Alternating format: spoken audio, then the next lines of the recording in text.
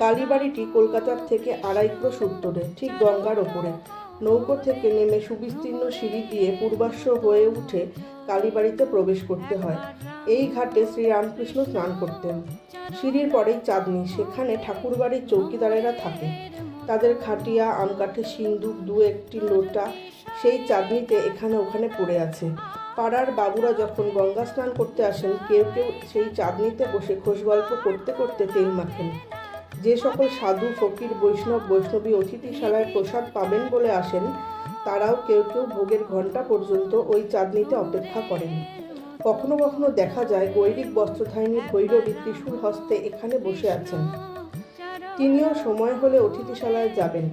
চাঁদনিটি দ্বাদশ শিব মন্দিরের ঠিক মধ্যবর্তী। 6টি মন্দির চাঁদনির ঠিক উত্তরে আর 6টি চাঁদনির ঠিক দক্ষিণে। নৌকা যাত্রীরা এই দ্বাদশ মন্দির দূর থেকে দেখে বলেন, ওই রানী রাসমণির ঠাকুরবাড়ি। জয় ঠাকুর, জয় মা, সকলে খুব ভালো থেকো, সুস্থ থেকো। বাই।